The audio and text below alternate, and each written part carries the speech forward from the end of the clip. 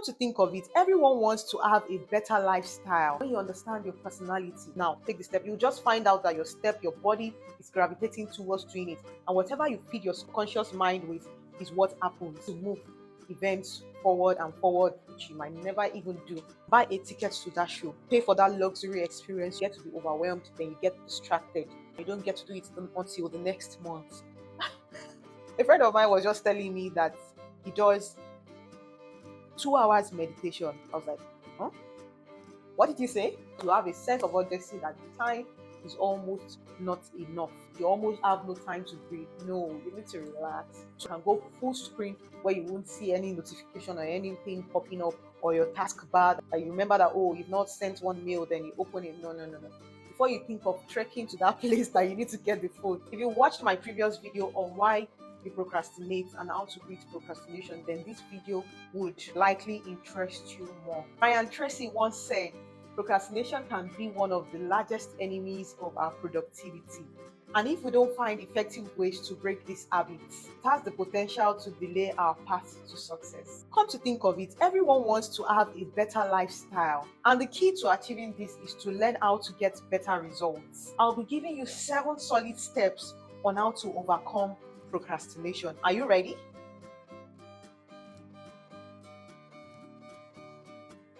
Number 1, understand your personality type. You can be wondering why understanding your personality type is connected to beating procrastination.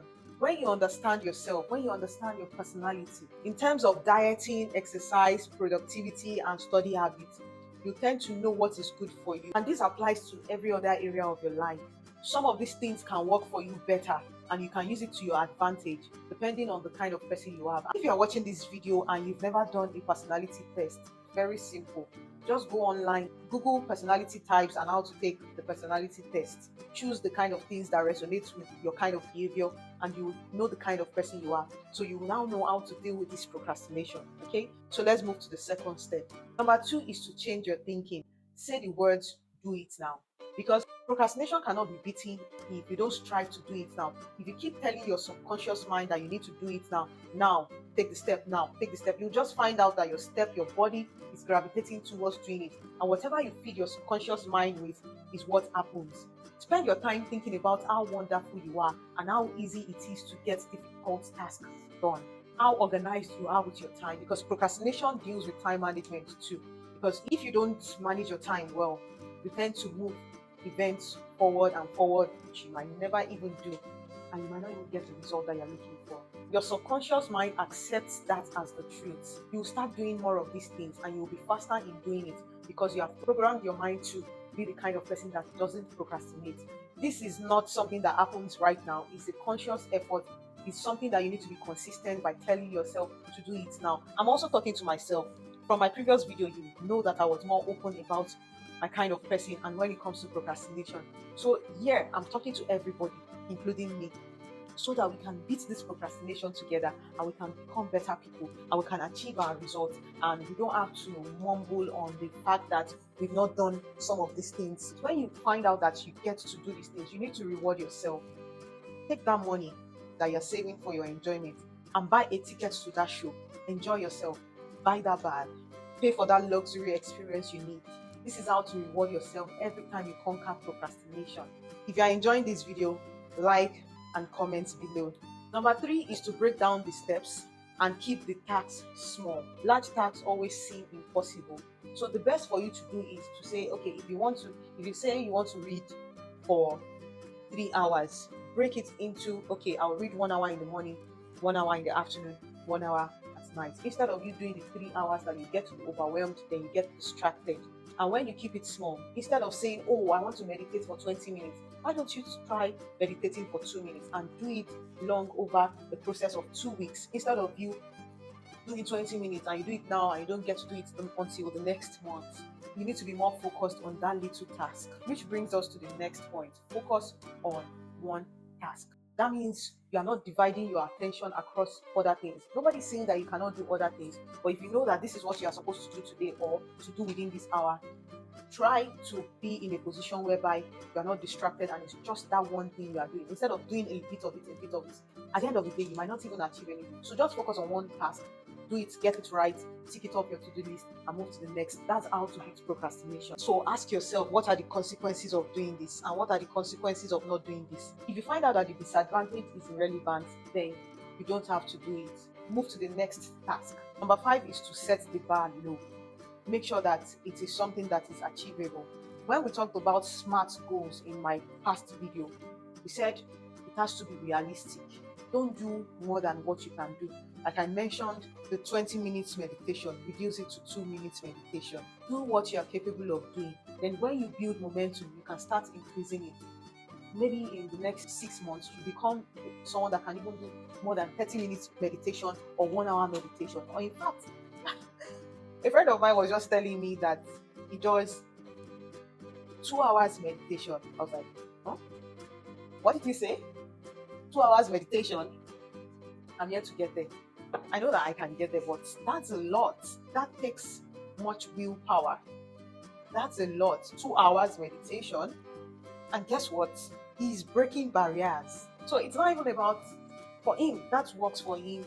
2 hours meditation, and he's getting things done in his life. Plan each day in advance. Set your priorities right. When you plan and you write things down, this can never be overemphasized. Like I always say in almost all my videos, when you write things down, you can never go wrong. It's easier for you to follow when you have a guide, when you have a list of what you need to do, and you write it according to priorities so that you can set your priorities right and know what you need to do to achieve the major results that day, instead of focusing on mundane tasks that will not take you anywhere. Number 6 is for you to use Parkinson's law to your advantage.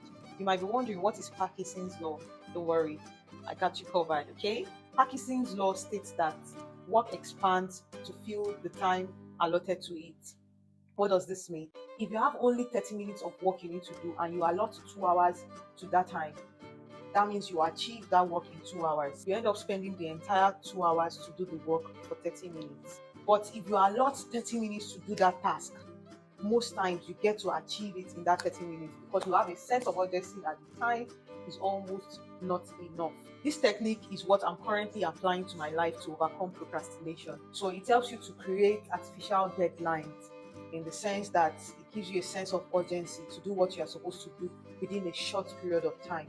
Of course, don't go to the extreme of doing things that are unrealistic by being too aggressive with the timeline that you almost have no time to breathe. No, you need to relax. So just make sure that it is very reasonable and you can get it done within that period of time. So it decreases delay and it also decreases the likelihood of procrastinating things. With time, when you keep practicing, you get used to it and get more accurate in allotting time to each task. If you are enjoying this video, like and comment below. Number 7 is for you to be deliberate with your study environment. If you want to stop procrastinating, you need an enabling environment that will help you focus. You know, we spoke about focusing. One of the biggest killers to our productivity is distraction. Having a work environment that minimizes distractions will help you to beat procrastination. You will be more fulfilled, you'll be more efficient, you'll be more effective. So you need to do things that will help you. If it's for you to put your phone on do not disturb or airplane mode, please do it to avoid those distractions. And if you are working on your computer, you can go full screen where you won't see any notification or anything popping up, or your taskbar and you remember that, oh, you've not sent one mail, then you open it. No. So go full screen. Just make sure that, or if you know that you can't do without your phone, make sure that your phone is far away so that it won't be easy for you to access it. If you're the kind of person that receives calls, you can leave it on or make it far from your desk so that you can concentrate. Before you think of trekking to that place that you need to get the phone, you just go back to your work. So when you keep building these habits, over time you get used to it and you tend to build procrastination. Just make sure that you're very consistent with these habits. If working at home distracts you, you can use other places like coffee shop or a restaurant or somewhere that you can just sit down and do things without distraction. Or better still, if you know that you can't go to this coffee shop, your house is always filled with distraction. You can sleep earlier than others so that you can wake up early to do what you need to do to make sure that you achieve these goals that you've set for yourself. If you want to change your future, take action and take action now. If you do the right things the right way, you get whatever results you desire. Don't forget to like, share, comment, and subscribe. Until next time, bye.